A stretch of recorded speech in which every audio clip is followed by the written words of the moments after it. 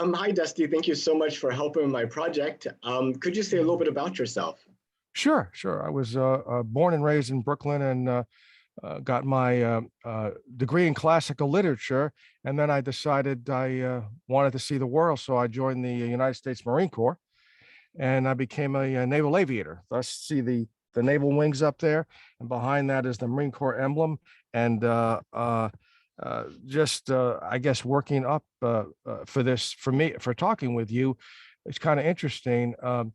That I went to Naval Flight School 30 years after Armstrong. Hmm. 30 years after Armstrong did, so which is incredible. I mean, that many people have gone through there. I don't know if you know, but the Navy trains all Marine Corps, Coast Guard, and Navy aviators in Pensacola, Florida. When I went through anyway. So I did. I was in the Marine Corps for 10 years, reserve for 4, 6 active. Then I got out, started my own company, and did well, and then went to retire. And I actually figured that I spent uh, uh, uh, less time doing my hobbies and writing and my bike. The more time I had, the less time I spent doing the things that I really love to do. So I got a job with the VA, and now I work from 6:30 to 4, and then ride my bike for an hour, and then at night from 7:30. I usually either hit the cigar bar or the back patio and I write. I'll retire in 3 years, and I may even start another company at that point. So, so that's it, really. How about you, Nate? That's exciting. I had a few questions I wanted to ask you Sure, about go ahead. that. Sure, sure. You said you studied classical literature. Is that like the Latin and Greek? Yes, yeah, yes. I took 4 years of Latin and 2 years of Greek, and then um, studied, mythology, Cicero, the Roman history, everything, and of course, art history, and took some physics, some math, and uh, and that was it. And then at the end, I just wanted to get out because I was dying to be a pilot. And I just wanted to get that degree because in the Navy and the Air Force you need a college degree to be a pilot.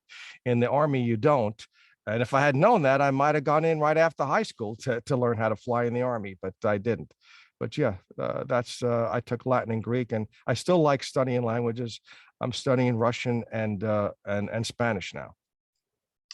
So that classical studies, the classical literature that you did, um, have you found it valuable, or did you just, I mean, like, what's your view of it at this point in your life? Oh, I found it. I guess if you look the way things used to be, I got an education. So, back then they taught people how to think. You took math and they, you thought in different ways. Today it seems like they're teaching more what, but I think, it was a great exercise for me, and to study life back then. Uh, I started to see it's not much different than it is now. I mean, Rome had a great society, a great culture.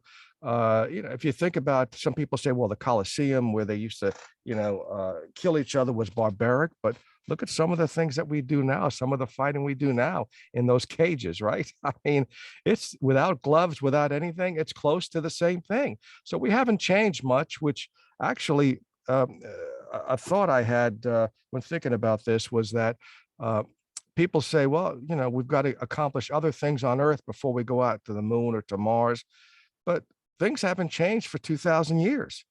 You still have crime, you still have prostitutes, you still have everything that you had 2,000 years ago.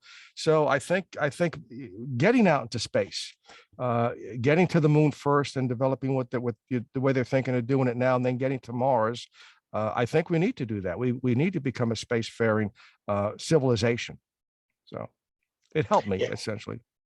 I mean, not only do we have all that on Earth, but I think whenever we get to Mars, we'll have that on Mars as well. So, Oh you yeah, know, yeah. I mean, I hate that. I thank God for Elon Musk because, uh, when you think about what happened all these years from when we landed on the moon and now, why we haven't done anything, but then you see a guy like this come along, and when I was a kid, landing rockets vertically was in the comics, and he's done it.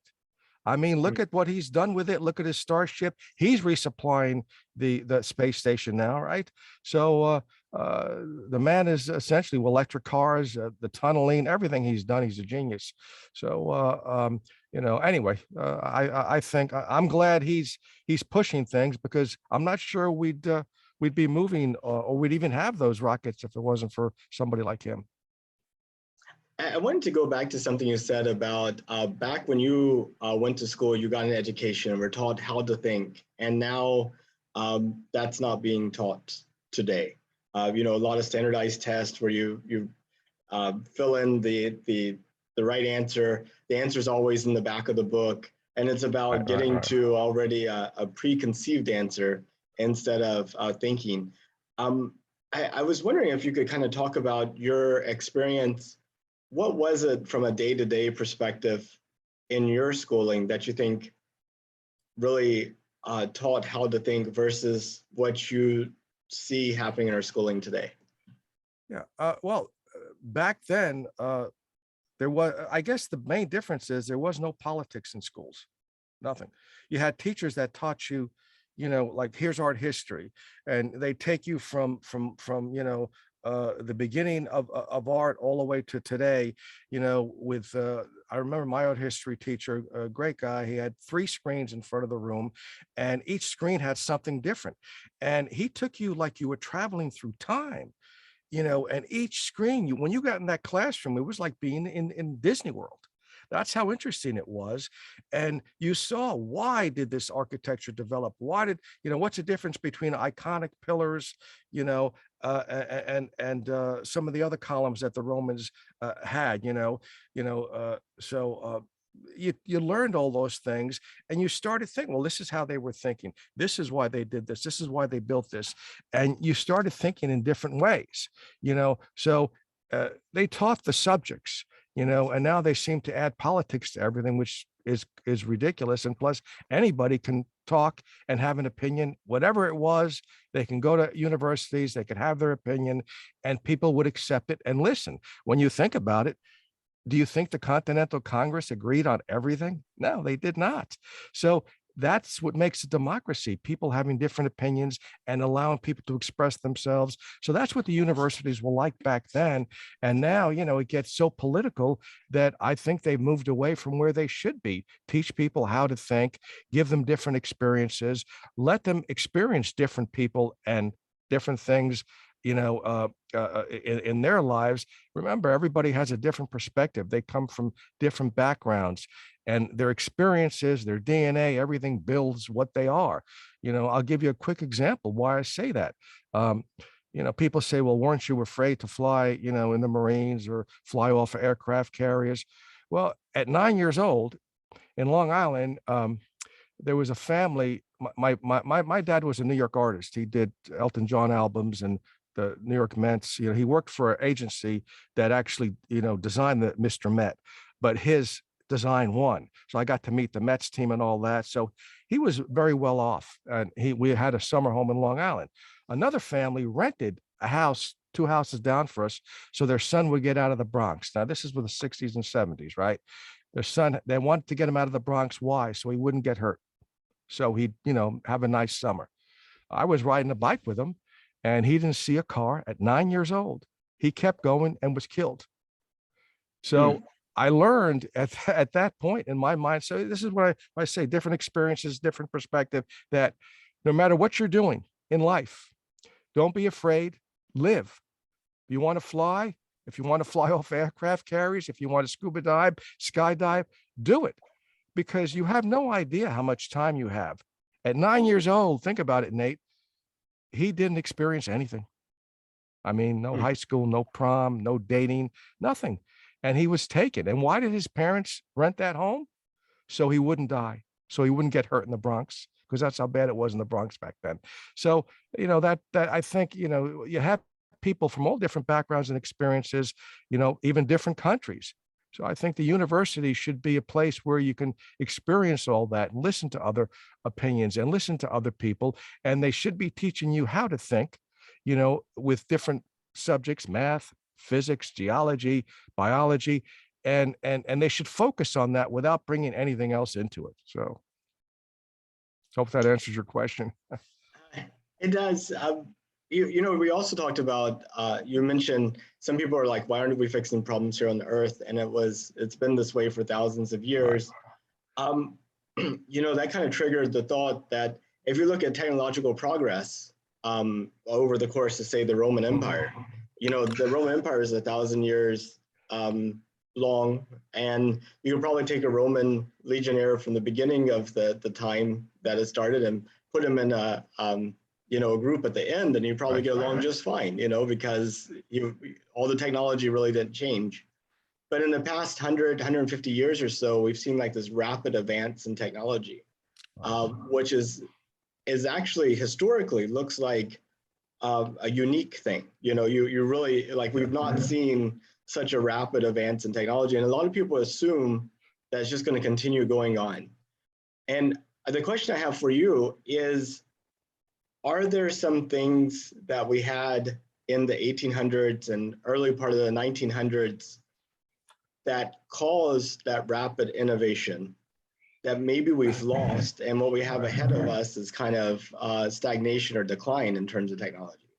Yeah, I get interesting you bring all that up, because, I used to say it doesn't make any sense at all what happened, right? I mean, from the Roman Empire on, right? So all of a sudden, in the 1900s, everything, vehicles, radio, airplanes, space travel.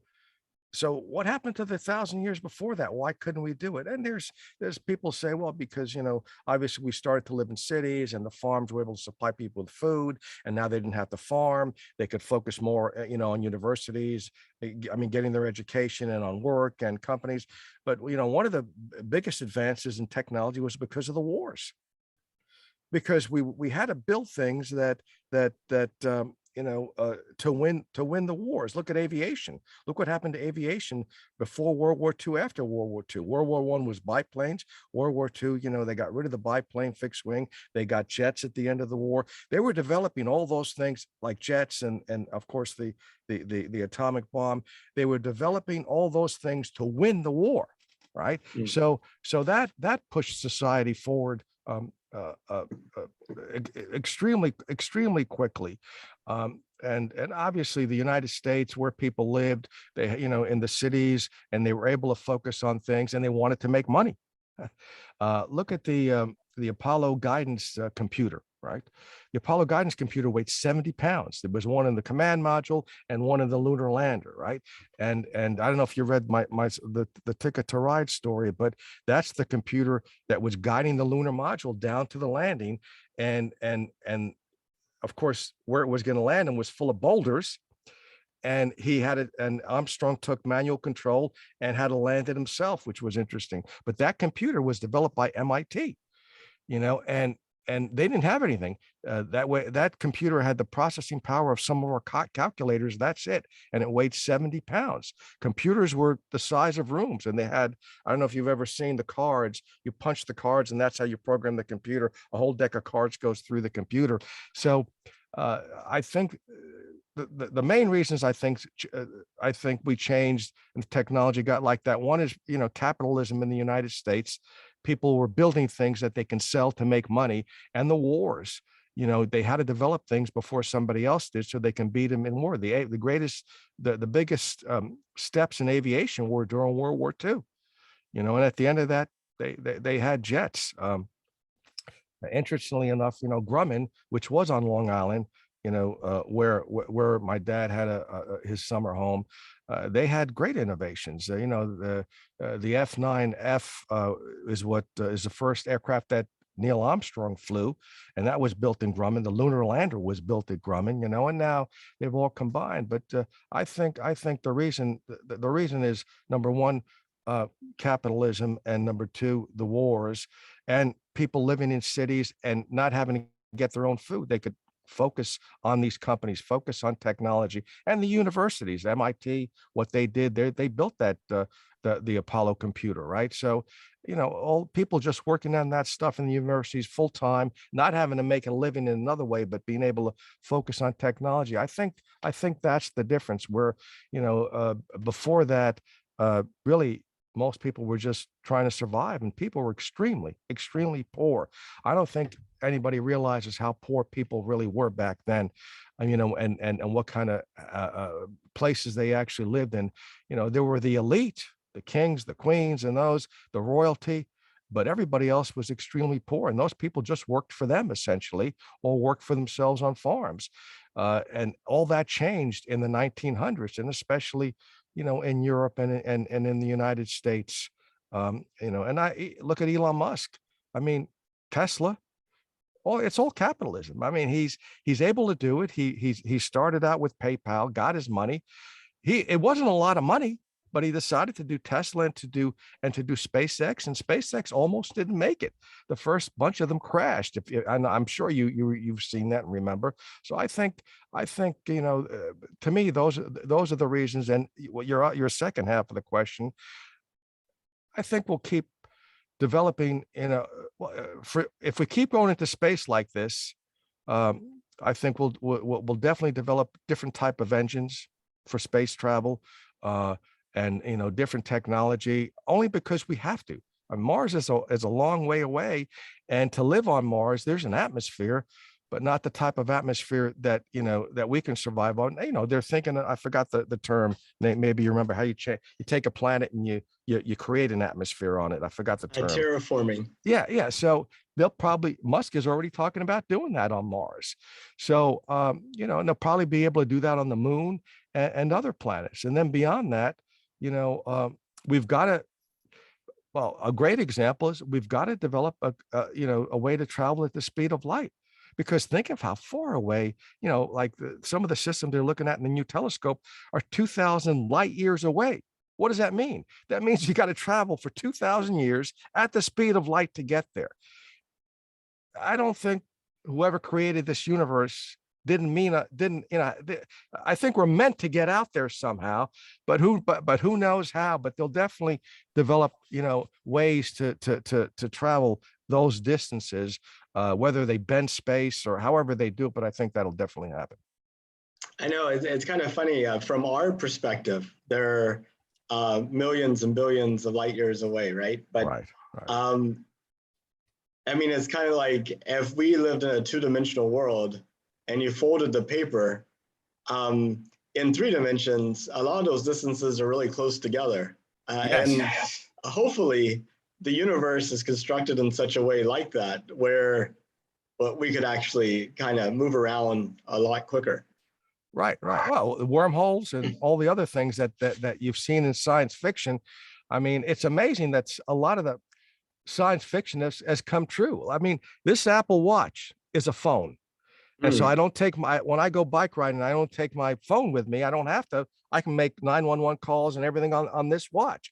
In a cartoon when I was a kid, Dick Tracy used to have a communications watch, and you thought, okay, that's no way.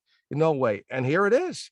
It's just incredible. I just never thought this would be able to make phone calls, and it is. So who knows what else is coming, especially if we continue to go into space, because we have to develop those innovations. You have to create things that are going to allow humans to live, like artificial gravity. I know they'll have it.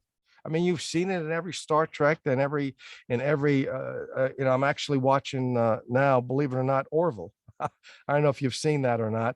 It started out as a spoof, like Galaxy Quest. I don't know if you saw the film Galaxy Quest. I did. Yeah. Okay, so Orville, by Seth MacFarlane, it's a spoof on Star Trek, and now they had 3 seasons. Now they changed it, and now it's called Orville New Horizons. So it's a lot less of a spoof and more like Star Trek, which I found interesting. But in all those shows, you've got that artificial gravity, and and it's not created by spinning. The artificial gravity is created in the ship somehow. So I think we'll be able to do all those things. I think everything you see in Star Trek and Star Wars, more Star Trek, the franchise, because it's a bit different than Star Wars.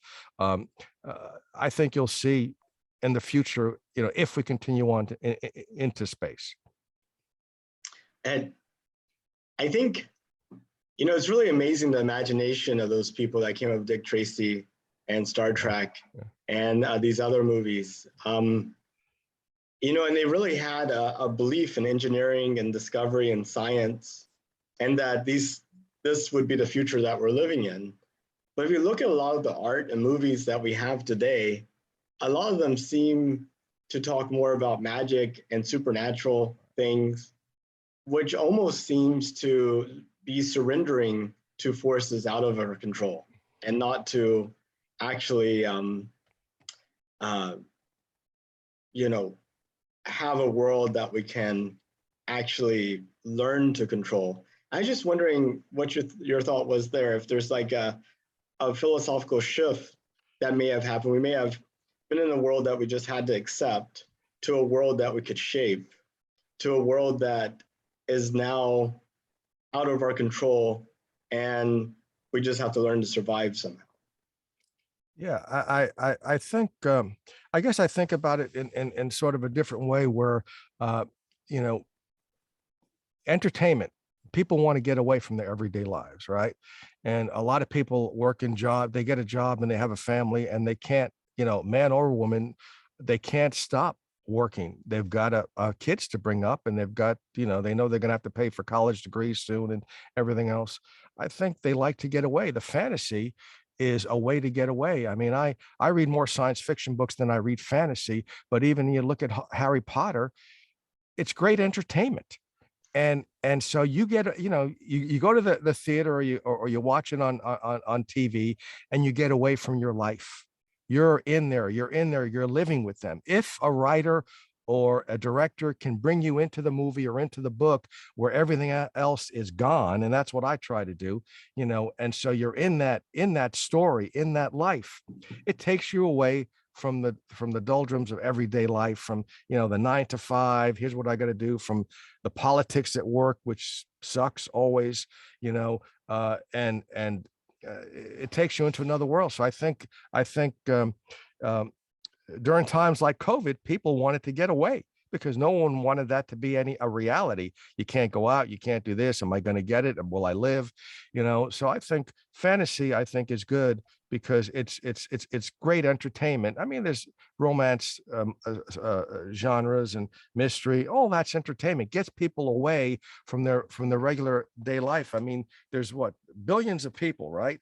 And not everybody can everybody thinks today, if you look at TikTok, or if you look at Instagram, even Twitter, everybody wants to be a star because they want to, they see these others, they think, well, I can do it. Well, you can't. You talk about gifts. Everybody has certain gifts. I think you have a gift, I have a gift, and it could be anything, could be playing a violin, could be baseball gift, could be football, could be engineering, could be project management, could be writing, could be anything. And some people, unfortunately, don't discover their gifts. They never do. I mean, I discovered, my main gift in project management later in life. I loved flying. I was good at it. I thought I was gifted at that as well. But, some people don't discover it. And I think fantasy and that sort of imagination is a way to get away into a world which you'd like to be in. Everybody would love to be Harry Potter, right? Everybody would love to have those powers and stuff like that. So I just think it's great entertainment. And but I think it's mixed. I mean, science fiction, Star Trek and Star Wars, Obi-Wan Kenobi on Disney just came back, and all that. Orville is another one. I think there's a good mix, and you still see the mysteries and the stories and the reality TV show. Some people want to watch that. And it's incredible to me that the reality TV show folks are stars. I mean, and it's all scripted. People don't realize most of it's scripted anyway. So again, it's just a way for people to get out of their world. They may not, they may be in a flat level position now, and they want to be entertained. They want their minds to be entertained. They want to get out of the reality they're in for a while. So I think it's all good. It's all a way of entertaining people, and it's been going on forever, as usual. Yeah, definitely. And you're right. I mean, people are just looking to escape, and what Yeah. better way to do that? I mean, they were looking to escape back whenever you had Dick Tracy. It was a whole different kind of Yeah. place to escape to. Now that you have that, you need something different to escape to. Right. Talking about technology, I just realized that I think you have a zoom filter on that puts eyebrows on you. Really? Yeah, I was wondering if that was intentional. That may be why No, you that couldn't that choose. that no, that definitely was not intentional. I what I did yesterday is uh this is my new mic. So I do a podcast. So I haven't set this thing up for over a month. So I was playing around with it with my son yesterday to make sure I wouldn't, I can start at 8 with you. And let's see. I might have looked at that and touched one of those and didn't turn it off That may because be why the virtual background wouldn't work. Because is it a video film? Let's see. and the way I think you get to it is if you go to the little video thing, go to video settings, and then you have a number of menu options. One's background and effects, I and then see it. I see it. Ah, I think it's yes. under Yeah. I video mean, filters and yeah. studio See, effects. there you go. How does that look? You still have the Oh eyebrows. no, I know. I'm just going through them now to Oh, show you. going through them. See, there you go. There's a nice mustache. All right, let me turn these off. That's a good catch. I can't even see myself in there. No, yeah, the eyebrow. I must have accidentally left the eyebrow. No, I'm not the type to do that stuff on purpose. Believe me, Yeah, but no worries, no worries. yeah, I but it imagine was now fun. your virtual background probably would work now. It probably won't let you do the video effects and the virtual background together, which would explain um, why that didn't work. So that extra bonus in this episode is a few little Zoom features for people. Ah, okay, okay, neat. Yeah, I still can't. I still cannot get the virtual background to work. I don't know why, but Oh, okay. I'm gonna shut that. I'm gonna shut that off. Hey, oh, hold on. Let me try one more thing here. Choose my virtual background. No, it worked incredibly. It worked incredibly last night. I was able to choose it all, and actually every other Zoom call, but it's not working right now. That's all right. Anyway, go ahead. Yeah, I think I generally don't edit these videos, and I think the explanation about the Zoom eyebrows probably would explain why you had eyebrows at the beginning versus the end. So if it's okay with you, I think I just leave it in this conversation we had. Oh, sure. Yeah, leave it in. Sure. I mean, it's I think it's kind of funny. My son's in Salt Lake City, so I had to call him. He's 3 hours behind. And I enjoyed, when I saw that, I was looking virtual background. I'd never seen this studio effect before, right? Hey, let me mirror this and change it like it was. It's because this is how it really is. The microphone's on my right hand. That bothered me that it was here a second ago. So Oh, there, see, okay. that's another effect you can change. But yeah, so I like the backgrounds because they're pretty neat, like you have one. Why it's not working, who the heck knows? But that's okay. Anyway, go ahead. So I wanted to ask you a few questions about the moon. First of all, did you know that NASA is planning to send astronauts back to the moon? Yes, and I'm excited about it. It's great. It's great. When did you find out, and how did you find out? Uh, I'm on Twitter and I follow NASA. I'll follow Hubble, the NASA Web, the new one, and I follow SpaceX and all those, and I read them. And I found that on there following NASA, the Artemis, NASA had. Do you know how many sites on Twitter they have? Like 15, 20 sites, Hmm. 15, 20. Yeah, and so I read all that up, and then I happen to see. You on Twitter, I think, or I forgot where, and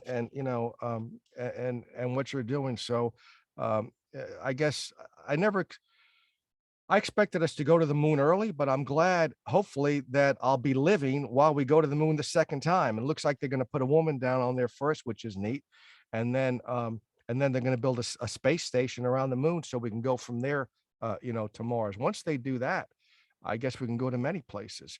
So, I mean, I like the idea that they're going to try everything out on the moon first because it's a lot closer. Things go wrong, you can get there and rescue, right? Yeah, 3 days, Right, and you're back. Or right. um, so did you have the opportunity? Were you how old were you whenever we went to the moon in 1972? Well, I guess well, that was afterwards, right? So he landed July 20th, 1969. Wasn't that the first landing? That was the first one, and 72 was the last one. Okay, so let's see. So I was 18, 17, 18 years old when when I watched it on television. I mean, everybody, when he went, everybody was watching. I'm not sure if they closed down the schools or what they did, but I know I was watching. I don't know what day of the week it was. I guess I should look that up.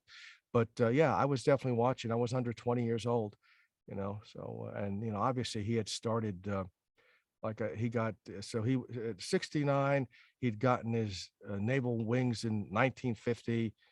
He was in the Korean War. And so I think, again, going back to gifts, he was a gifted aviator, right? So there's aviators, but then there's gifted aviators. And he was gifted in more than one way, where he maintained emotional control, never got stressed out, regardless of the situation. When the Gemini, I think it was a Gemini capsule, I think it was him and Buzz, when that was spinning out of control, Buzz was gone. I'd said he couldn't do anything anymore. Neil did the math, he focused and stopped it from spinning.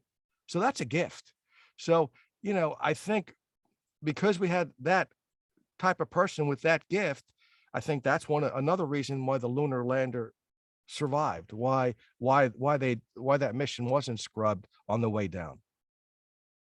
I know. You got to be careful about sticking to the plan too closely. It's Right, like, well, I right, guess this is where we're supposed to land. They must know right, what they're talking about. So, right. Yeah. so, but No, he did a good, as he took over. He turned off the the navigation, and he landed it himself with no fuel left. I mean, he just made it on 0% fuel, and I can't imagine Buzz was next to him, yelling out for the second time, "Hey, you got to put this thing down." And then they put it down. So I think if it wasn't for Armstrong, they might have aborted. He just had that gift, and they knew it. That's why he was the lead astronaut, right? Oh, could you describe what you saw and how you felt back in 1969? Oh, sure. Yeah. Back then our minds were different, right? So it's a little hard to remember, but I think I just I always knew they were going to do it. And when he stepped down and made those words, I said, "Man, that's it. Now we're going to be a spacefaring society. This is it. We're going to keep going." And they went back a couple of times, and that was it. So I thought, this is incredible. I was born when we finally got out to space and got to the moon, and now we'll go to other planets. So it was exciting for me. But like we said earlier, again, one of my other thoughts was, man, how come this is all happening in the 1900s? Why? We went from no planes to no cars to biplanes to jet planes to rockets to landing on the moons in the 1900s. I thought that as well. And I said, well, I can't answer that question, but I'm glad it did. And I'm glad I lived during this time to see it. I like to say that the 2020s are what the people who lived in the 1960s thought the 1970s would be. I need to find a better, more succinct way to say it, but as somebody who experienced those events, I mean, what are your thoughts on that? Are the 2020s shaping out to be what you would have expected the 1970s to be? I would say so. I mean, technically, yeah, I would say so. I mean, we expected us to keep going. We probably should have been on Mars by now, but I'm not sure back then we could have done it because, remember the the lunar module and the command modules was toggle switches and buttons. And now, if you've seen the inside of SpaceX's command module, or the Dragon, it's all 3 computer screens, right? 3 computer screens, and it's all touch like an iPad. No toggle switches, none of that stuff. So, I say in that short story that it's kind of surprising that we got to the moon on toggle switches and rivets and bolts. I mean, bolts, rivets, and switches like that, and they did it all. So where would we have been? And now maybe like we talked about earlier, maybe if the space program kept going that way, we might have advanced a lot faster to where we are now, because NASA would have forced people to do it, like they forced, not forced, they wanted that guidance computer for the lunar module, and so they gave it to MIT, and MIT did it. Would MIT have developed something like that if it wasn't for that? Probably not. So just like the wars, if you decide to do something, you put it out to all these companies, and innovations happen to compete, to make the money, to win the contract. And so maybe that would have happened if we kept going. But yeah, I think we're where we should have been back then. But the technology now is incredibly advanced from where we were then. I mean, this iPhone is more powerful than what they had in the lunar module. It's just crazy. So It is amazing. I mean, just in your microwave oven, you probably have right. a lot more things. Right.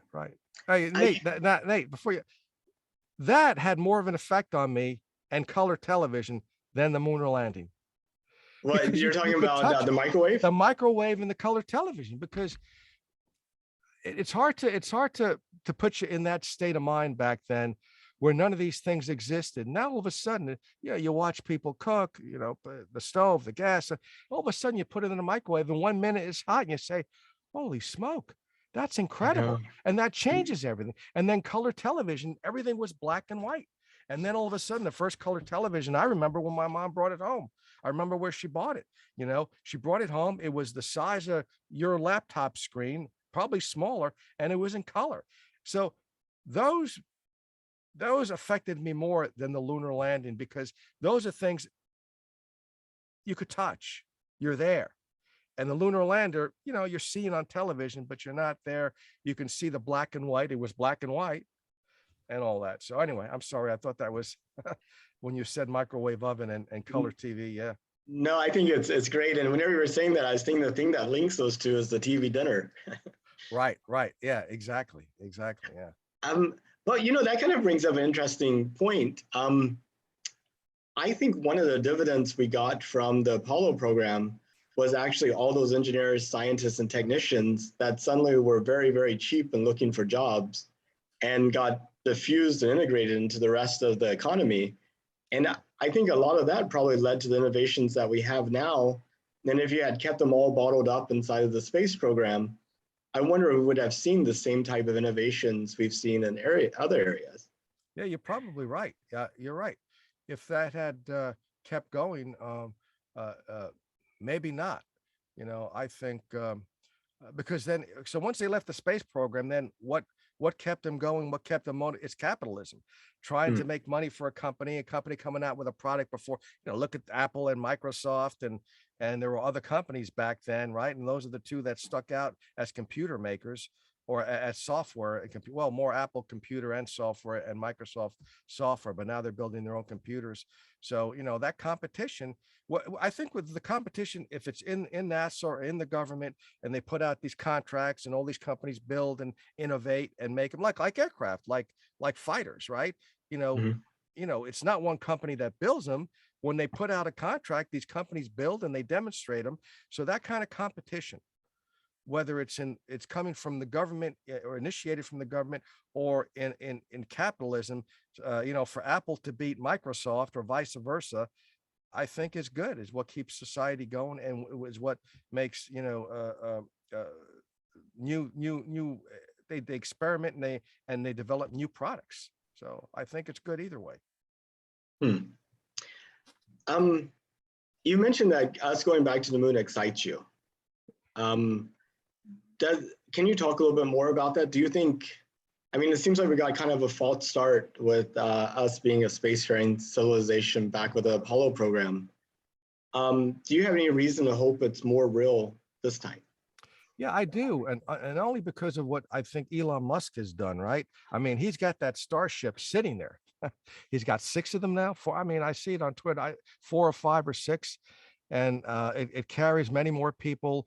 And the booster rocket that's built, for that to take it up there, and then it's got its own rockets and its new engines and all that. Uh, I mean, let's hope civilization doesn't throw that away, right? Let's hope they he keeps going and does that. I think, with look at the electric car thing he's done, right? I mean, and he's built the power stations all over the U.S. and Europe to do that. Uh, I hope it keeps going, because I think we've got the person that can get all those things done now. He's got vision, he follows through, and he does it.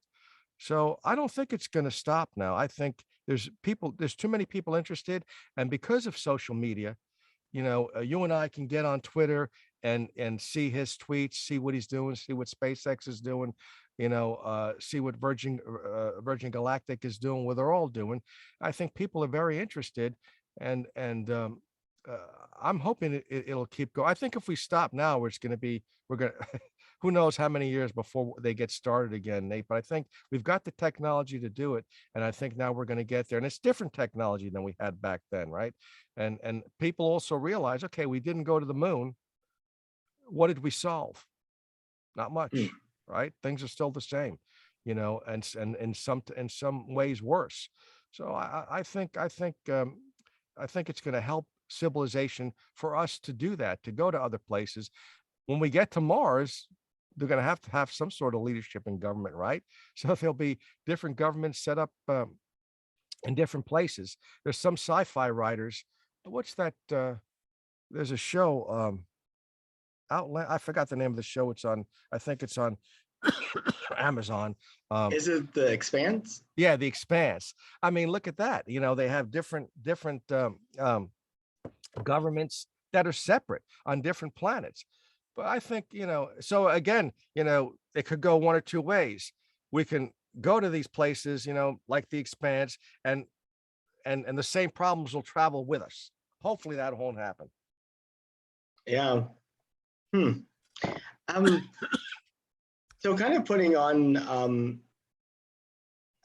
thinking about the future. In 200 years, how far do you think humanity would have gotten? In 200 years, Hmm. I think by then we'll have a way to travel to other solar systems easily.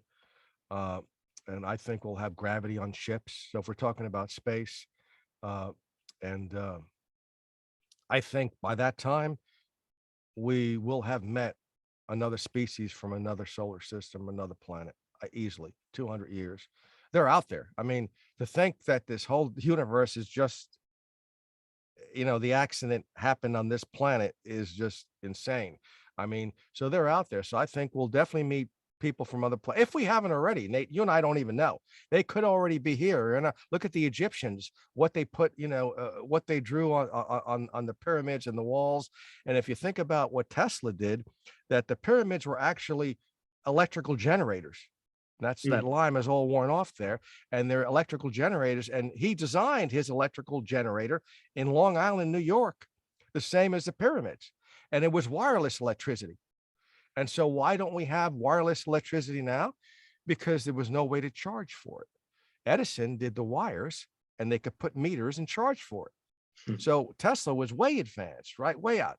But if I go back to the pyramids, so aliens could have come here already. We don't know, and they don't even know exactly when the Egyptian civilization really existed. Now they came out with that a year ago. So, well, we might have, it might have not been, 5,000 years ago. It might have been 8,000, who knows how many years ago, it really was. So I definitely think we'll meet alien civilizations if they're not here already. And I think we'll be out to space. We'll have gravity on ships. We'll have a way to travel to other solar systems, new weapons that they'll have to, if you go by anything you've seen in Star Trek, or they'll have to have, a new type of weapons that actually work in space and defend, because you don't know what we're going to come up against.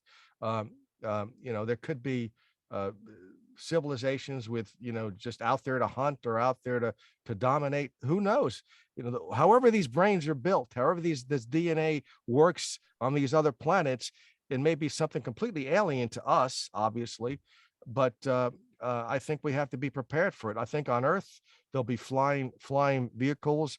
I think everything will be solar powered by that time. I don't think we'll have any more petroleum. I think everything will be solar powered and maybe flying vehicles. And then I think they will heal people more with DNA. They'll know what's going to happen, I guess through DNA, and be able to change DNA. I mean, some of the stuff, that I think, uh, uh, one day I think beyond 200 years, because of the way they can manipulate DNA, I think we may get to the fact you want to be a baseball player, they'll just change your DNA to give you that talent. You want to be a piano player, they'll change, or an artist, they'll do that.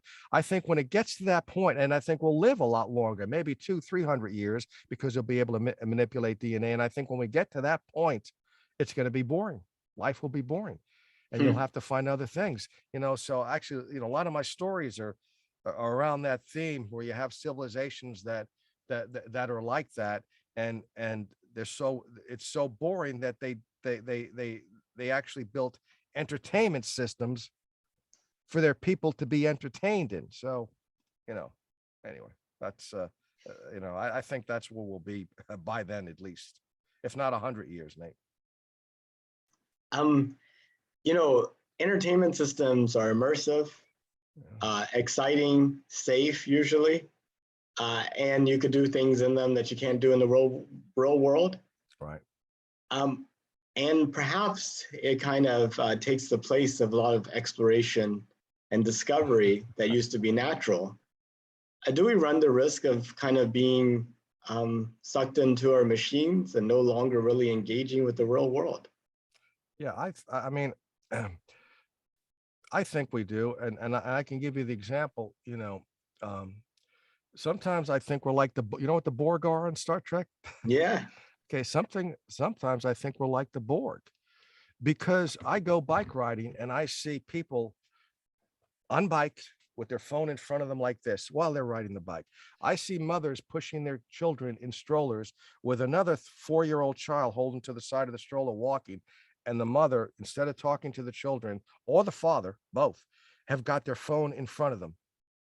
And they're interacting with their phone, so we're like a collective now. I mean, this is like, a collective. And I think the video games are the same way. You see people, sometimes I hear my sons, they're cursing on the mic on the video game, yelling at people, and they're completely immersed in that. And you're thinking, none of that's real. I mean, none of it's real. I think we were better off when the video games weren't around. And I'd like to go back to a life without these. These are horrible. I mean, how many times do you go someplace where you've been so many times, you know how to get there, you still use your GPS? Why? Yeah. Why do you do that? So, rely on these things. The games are the same way. We've got that collective mentality, especially with the phones. Everybody's on Twitter, on Facebook, and all that. And you see people eating together dinner, and instead of talking with each other, they're on their darn phones. So I think there's a huge problem there. And I've also noticed that now, let's say TikTok has those videos, right? You could go live. I could have gone live with this, and we would have been live on TikTok for the whole thing, which I thought about this morning. I just don't know how to do it. But you see people on there that they just sit there like this, and they're beautiful, beautiful people. And that's it, Nate. There's no content, there's no nothing. And these people are writing, oh, you're beautiful, you're good looking, you're this or that. Think about that. No content, no nothing. And they're giving them gifts. They're giving them money. They're not talking about history or aviation or politics or teaching them anything. It's just because they're so good looking. People are on there watching them. And I'd never seen the videos on the live TikTok before. And I'm thinking, this is insane. This is more of the collective sort of thing, and people are going to spend more time. So yeah, I think it's a dangerous thing. I think people are better off getting out there. And when's the last time you went out without your phone? Oh, goodness. Right. I mean, I would say probably to the swimming pool would be like the only thing. And that was only briefly, right?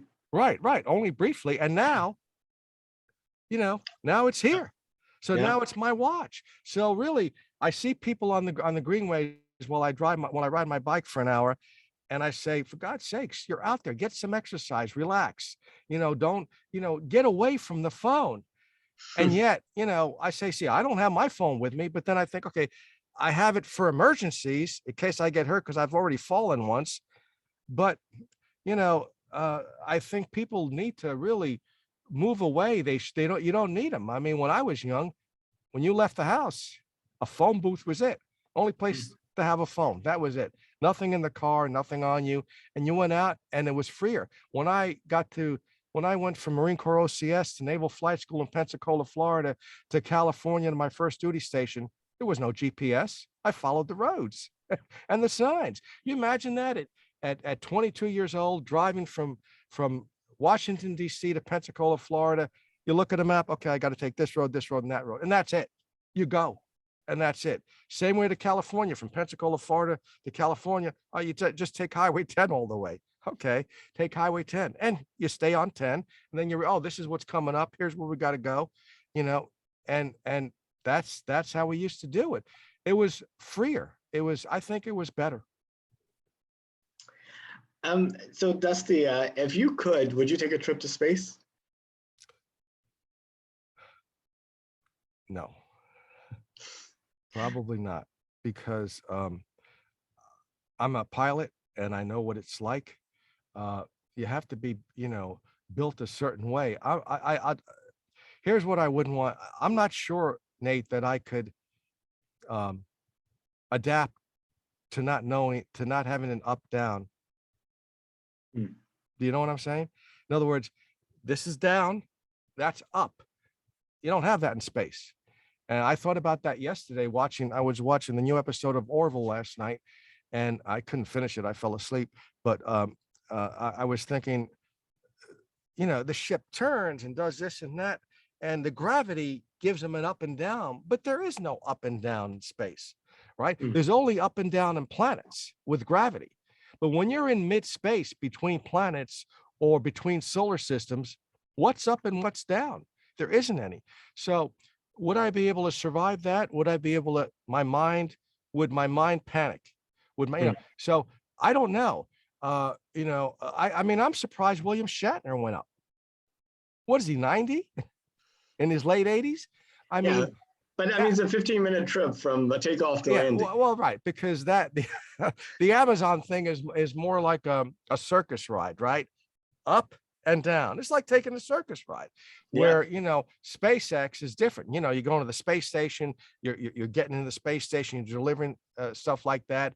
Virgin Galactic right now is probably the same thing. You go up, they release the spaceship, and it goes up in space and then comes back down. But I wouldn't go up for a ride like that. I would probably go for the SpaceX things. If I'm going to go up in space, I want to go to the space station. I want to go someplace. I don't want to go for a carnival ride. I meant carnival. I don't want to go for a carnival ride. I can do a Ferris wheel for that, or I can do one of those crazy rides for that. So I want to go into space and go to the space station and that. But you think how you'd have to adapt if you watched any of those videos of the people in the space station. There's one female astronaut, that has great videos. She gets in the middle. She goes, well, here's our sleeping quarters. You can sleep up there, down there, over there, or over there. And I'm thinking, and there's no difference, Nate. There's no difference. You're not laying down in bed flat. What's up and down. There's no difference. I mean, you imagine that? Why would you pick the sleeping thing up there? Because it's the same as down here, over there. So that's what I mean. That kind of thing, where there's no up and down. I'm not sure if my mind can handle that. And I'll give you another quick example. I can't play video games like you guys can at your age, or my sons can. They give me vertigo. So here's a pilot that I cannot play the video games. I get dizzy. Why? It's a whole different way your brain works. So what was taught when you grew up, you had the phone, right? You had video games right away. I mean, when I grew up, the first video games was the ping pong Atari thing, big deal. But when your mind when you're in there, when you're actually walking and seeing, that bothers me. So with space, I don't know. I think your generation and up and younger is going to be more adaptable to going into space than except for guys like Neil Armstrong and Buzz, who were gifted back then. I think even now the younger folks won't have to be gifted. They've been brought up like that. They've been brought up with, this is a different reality, this game, whether it's a combat game, a flying game, and the brain adapts to it right away. I think they'll be a lot better, a lot easier to go to space than folks from my generation. But I can only speak for myself, having been a pilot and all that. When you get disoriented, it's pretty bad, and it's hard. And like flying instruments without being able to see outside, sometimes you get disoriented. I remember one flight in Korea where the instruments told me the helicopter was straight and level. And my mind told me I was like this. So now I'm like this, and I got to fly, trusting the instruments. And so it's a whole, I don't think people realize how it's a whole different, I'm not sure what the right word is. It's a whole different environment. You're in a whole different environment. There's no up and down when you're up there at all. And you can't tell what's up and down without visual reference. In space, it doesn't make a difference. There is no up and down. Anyway, does that answer? Hopefully that answered your long-winded answer to your question. Okay, so maybe you're not immigrating to Mars, but let's say you're one of your children do, or one of your grandchildren do, and it's 200 years in the future, and it's your great granddaughter on Mars in high school in history class doing a paper about the 2020s. What do you hope is memorable about this decade that's worth writing about in 200 years?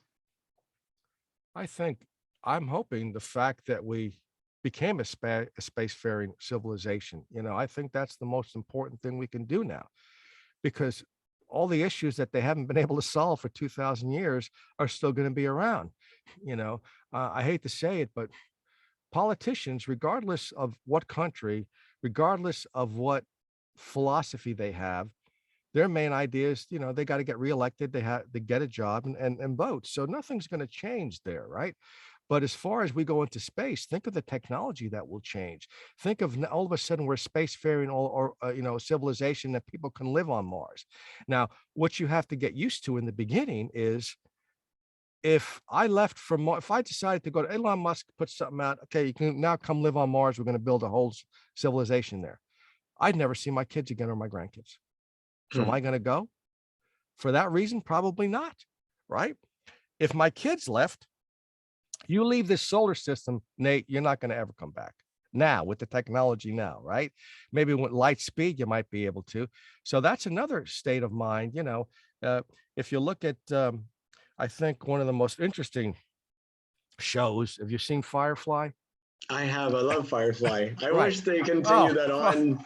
I mean, I'd love to, if I had ever have a chance to meet Nathan Fillion, I say, you got the money now, do it. You're not that old yet. You can get the whole crew together, do it. 1 year for one of the greatest sci-fi series ever. So look at that idea, right? I mean, they never go home. There's no home. So it's a whole different state of mind once we become a spacefaring civilization. Your state of mind is different. Earth, you may never see again, and you have to be good with that. You may never see the people you grew up with again. You may never see your family again. If you're good with that, but it is a different state of mind. If you look at the Firefly, rather than the Star Trek, I think in the next 50, 60, 70 years, there'll be more like that. You're not coming back. Where you're going, I don't know. The ship has to sustain you and other planets you find. But right now, we won't be able to get to those on the other planets. They're just too far away. So what I would hope she says that we became a spacefaring civilization. And then finally, I would hope, we're 2022 now, right? So I would hope she could write something that says the war is all stopped, because that to me, back when I grew up, you understood it more and it made more sense. Now, in this day and age, wars make no sense to me at all. Elderly people from from, older people from different countries sending young people to kill each other is insanity. So I hope she could write something like that and say, okay, they finally woke up and decided that, all their ideologies, all their power hungry folks with that type of DNA, they stopped. They stopped having wars. They stopped sending young men and women to kill each other. So space civilization, spacefaring civilization, and I hope she could write that, war stopped in the 20s. Those would be the two things that I would hope for. If I would have wished, maybe, if I were to have a genie and wish, those are the two things I'd wish for. Dusty, I feel like you and I could probably talk for days and days Yeah. and days, and I wish we had more time. But is there anything that you'd like to say in closing? Yeah, I mean, I'm hoping that everybody supports the space program and supports us going out into space, and because I think that's where the future of civilization of human civilization is, and hopefully then one day we can meet other civilizations. And I just want to thank everybody for listening, and thank you for doing this, Nate. I think this is a great podcast, and I really appreciate it. I appreciate you interviewing me. I appreciate you being here. I think this is going to be a great resource for that future historian 200 years from now to look back and make sense of this decade. Oh yeah, absolutely, absolutely. Well, thank you very much. Have a good rest of your day. All right, Bye-bye. you too. Bye bye.